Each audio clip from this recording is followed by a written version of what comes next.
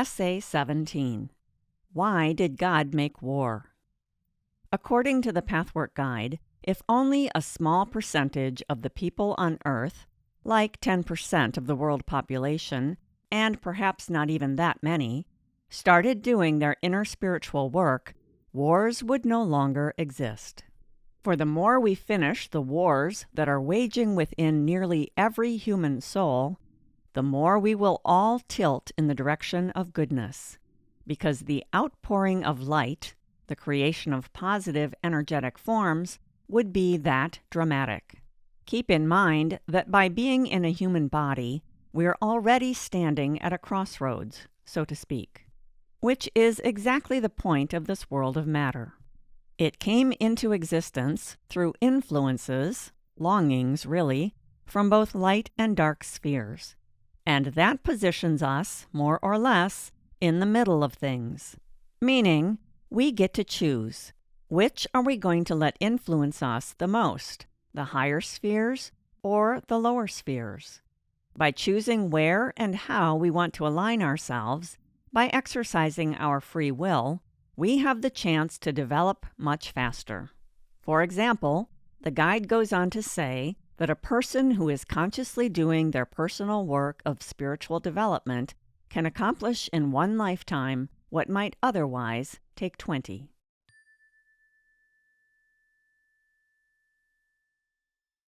Why friction is our best friend.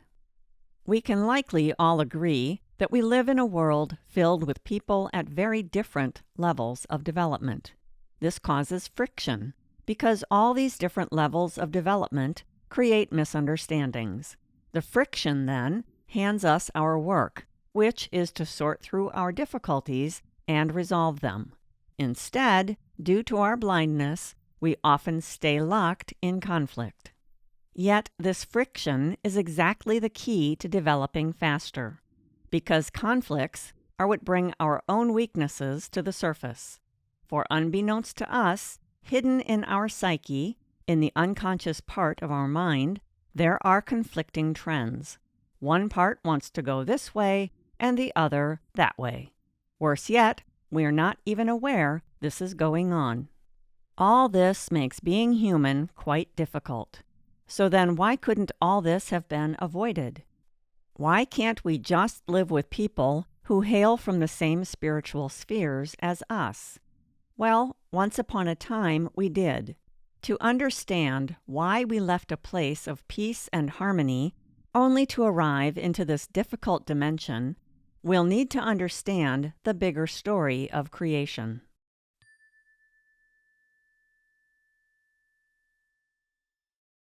What it takes to create. Behind all of life, there is a great living force that many refer to as God. Please fill in any word for God that you like. This force is made up of both an active principle and a receptive principle. When we see life, or God, wearing his active face, we see God creating. People living in the West are most familiar with seeing this active, masculine side of God. Examples of God's creations include an infinite number of divine laws, as well as an infinite number of spiritual beings. When we see God's receptive face, we witness the slow evolution of life. In her feminine form, God allows an organic building process. This is the flow of life, and it's the side of God seen more often in the East. In order for this universe, with all of its laws and other beings, to come into existence, both the active and the receptive forces must be involved. The divine substance of this living force is a radiant fluid, and each creature contains some of this divine stream. This is what it means to say we are each made in the image of God. We each contain some divine essence, but to a lesser degree than God.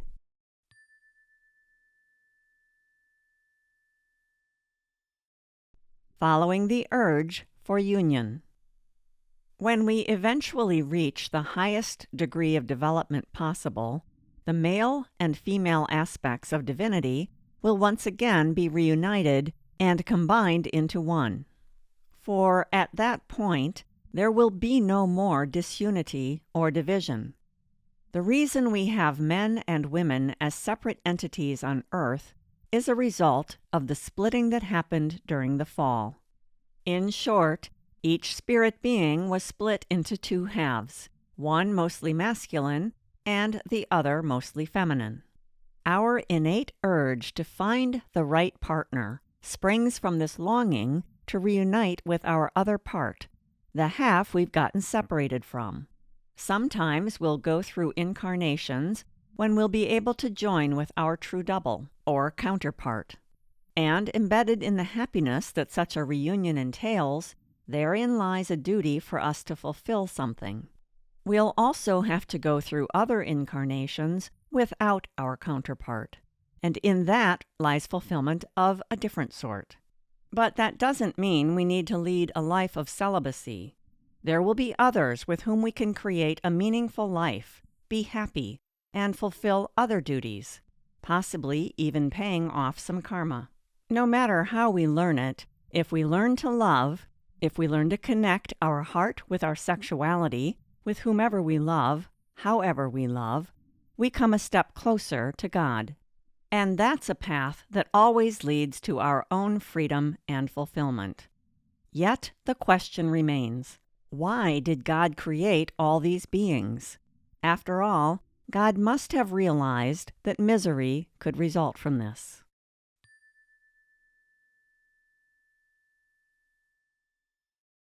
Why did God create spiritual beings?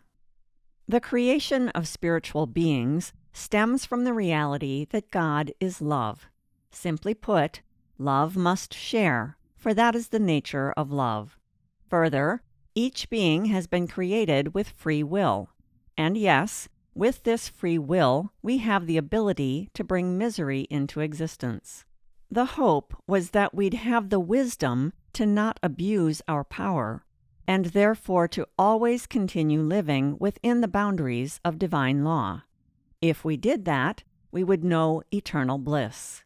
If not, well, that's why we're all here. The beings who were part of the fall, that's us, took the opportunity to understand even better the amazing perfection of divine laws, for that's what we'll come to realize once we've all gone through this valley of death. In the end, we'll be even more godlike than before. But let's not get ahead of ourselves. For now, we must endure a temporary misery that we've brought onto ourselves through our own wrong decisions. But take heart, for this self-inflicted misery is nothing compared with the eternal happiness waiting for us once we get all the way back home.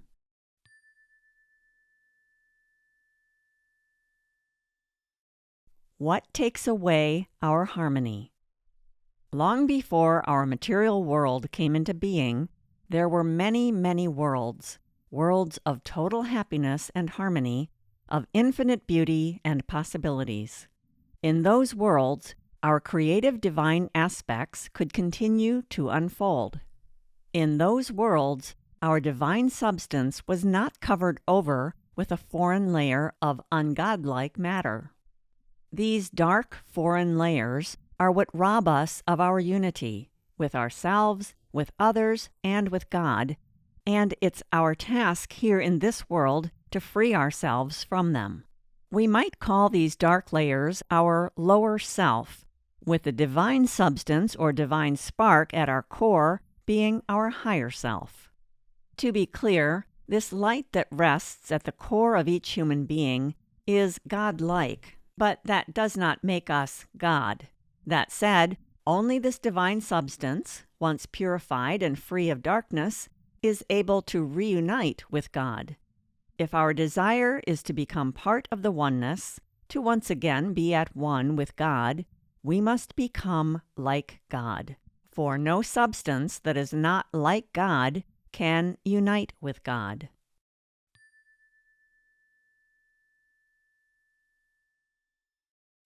Exercising our power to choose.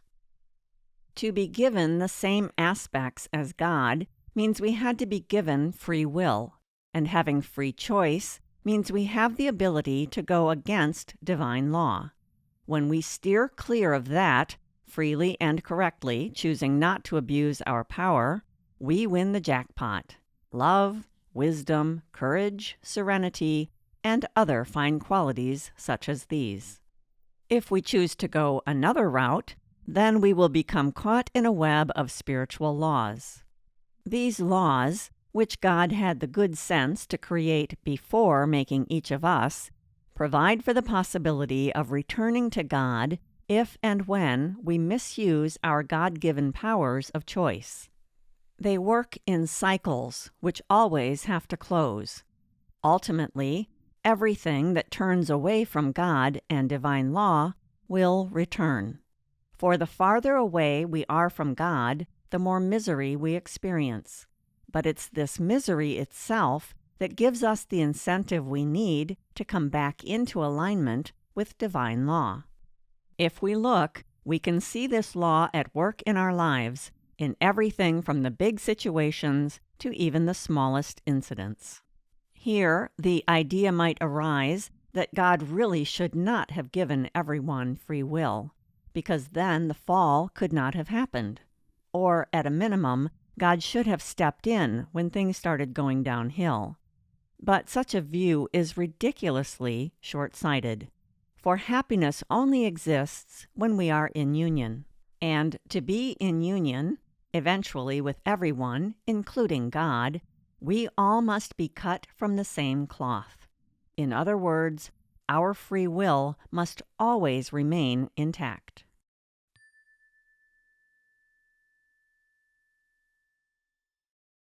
The origin of our dark layers. How then did these foreign layers come into existence, covering up our original inner light? Well, for a long, long time, we all lived in a state of bliss, although such worlds are forgotten and unimaginable to us now. And we were invited to freely choose to stay there and live within divine law, or go against it. Eventually, one particular spirit fell to the temptation to act against divine law.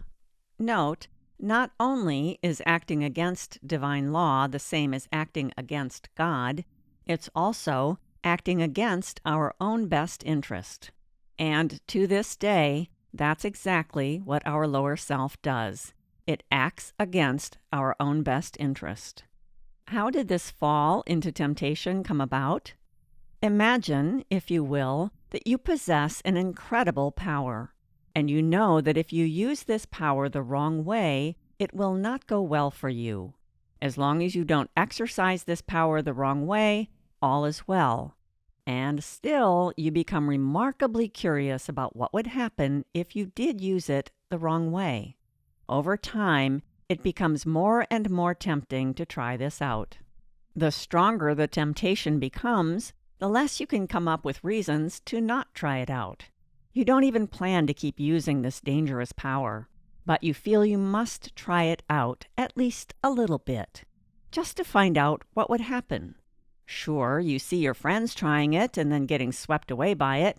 Yes, you understand that this is really not a good idea, but your better judgment dissolves under the growing weight of how tempted you are. And then, once you try it, it's not possible to resist being swept away by it yourself. Falling is just like that. Here's an example that might hit more close to home. Let's say we're tempted to try something that's addictive. We don't plan on succumbing entirely to it, for we know, as everyone does, it could ruin our lives in every respect. And yet we think we can try it just once to see what it's like. But slowly, after some time, we find that we can't escape anymore.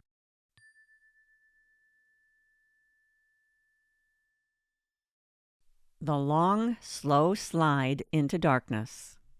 Once that first spirit gave in to temptation, something new was set into motion, and it couldn't be changed anymore.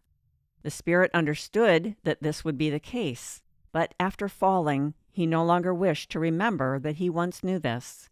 And in truth, it's no different for any of us now. The end result? A gradual change. In fact, That long, slow slide toward the dark side, sinking from harmony into disharmony, happened just as gradually as our long, slow journey of personal healing must occur. Whether we're going forward or backward, evolving or de-evolving, it can never happen suddenly. All the principles that held true long ago during the fall, when everything opposed divine law, are exactly the same today. When that one spirit fell first, he generated a power that ran in the opposite direction from divine law. It was still the same power, just used in a different way. By using this power, that spirit could then start to influence others. And little by little, that's exactly what he did.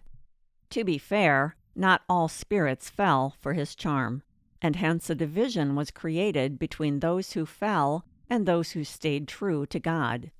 For those who fell, the fall of the angels was now underway, and in this process, each divine aspect became twisted into its opposite nature.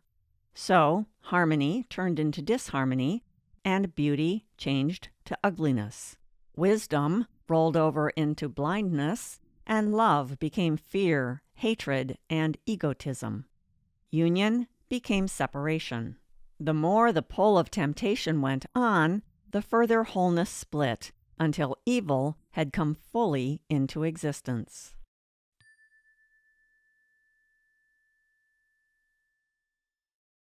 Living in like-minded spheres. Here on Earth, which is a material world, we think of thoughts and feelings as having no form. They're abstract. But in other worlds, what we might call spiritual worlds, everything in our psyche has form. There, spirits automatically create the spheres they live in as a byproduct of their state of mind. So then only spirits with the same level of development can share a world. This might make living together easier in some ways, but it slows down an individual's development. Imagine living in a world where your thoughts and feelings, opinions and goals all come together to create your world. If you are highly developed, you'll be surrounded by beauty and light. Fallen spirits, however, will live in a world that's dark and ugly. In an effort to help fallen spirits graduate from dark spheres to light ones, a great plan was put into operation. Through this plan, many in-between worlds came into existence, which offer varying degrees of harmony and disharmony. Fallen spirits would find themselves living in these spheres according to their state of development as they worked their way back to the light. Our material world is one of these in-between worlds. There are other worlds that are more disharmonious than Earth. Many know of them as hell. They reflect the state of mind of the fallen beings living there.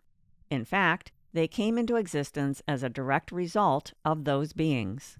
But hell isn't just one single sphere. Just as there are many spheres in the divine world, or so-called heaven, hell also has more than one address. After all, when the fall happened, not all who participated in it sank to the same level. The degree of disharmony and evil we brought onto ourselves varied by individual.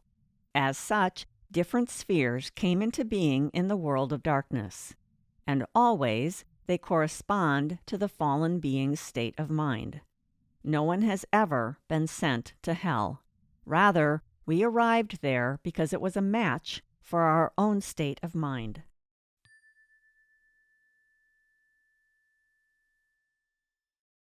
Why we live in a state of disharmony.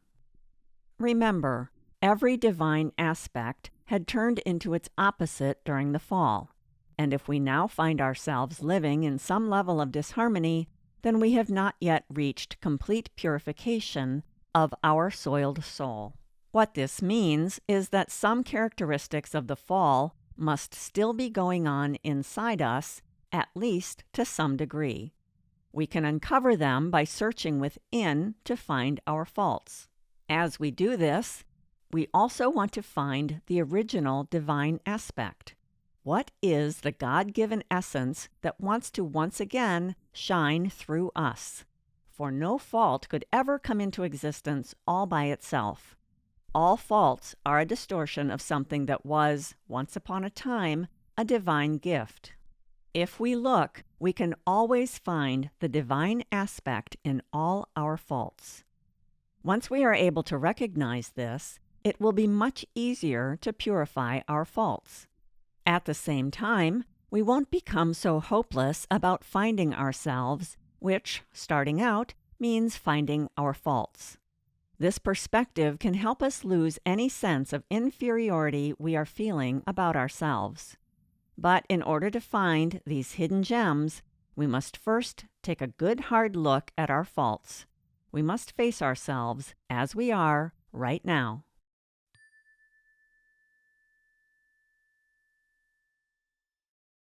Who creates? It's not quite right to say that God created heaven and earth.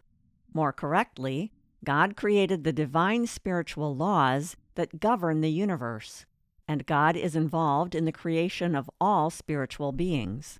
God also created various forces and powers that are distributed in such a way that every living spirit can use these powers by exercising their free choice. Remember, we are each created in the image of God. So not only do we have free will, we also have the ability to create. One expression of our creative power is all these various worlds or spheres coming into existence. This sphere we live in, our planet called Earth, came into existence gradually. And it doesn't matter whether we say that God created this world or that it was created by the longings of both fallen and pure spirits, for it's really one and the same thing. The bottom line is that God continually creates through each one of us, and God also creates through spiritual laws. We, however, cannot create anything without using the power that God has created and given to us, and that power can be used for either good or for evil. It's our choice.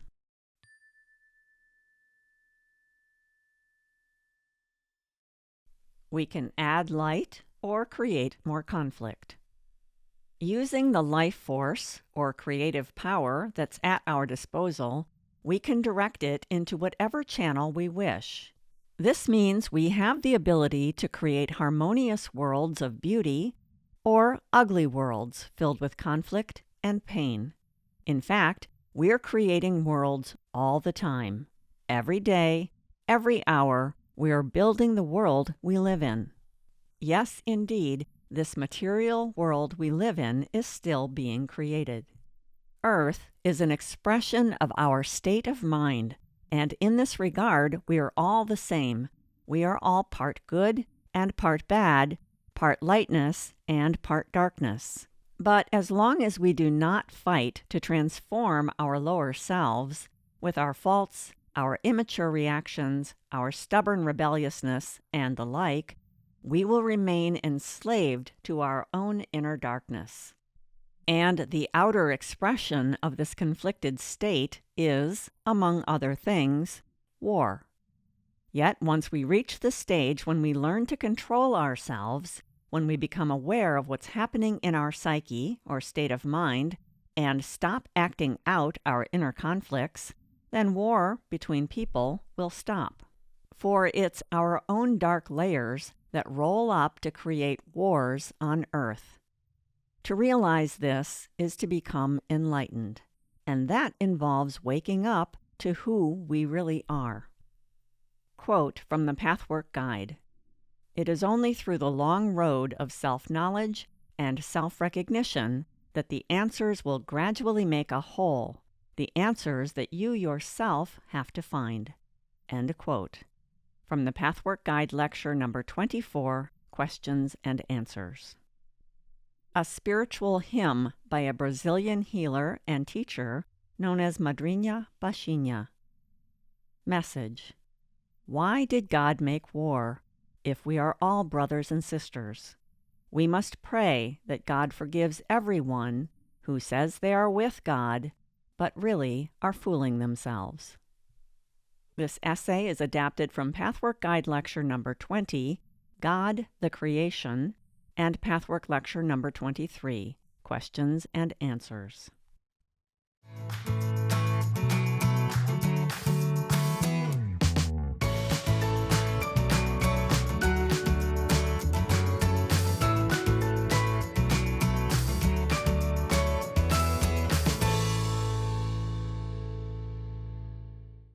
This work is copyrighted by Jill Lurie, founder and manager of Finesse LLC, all rights reserved.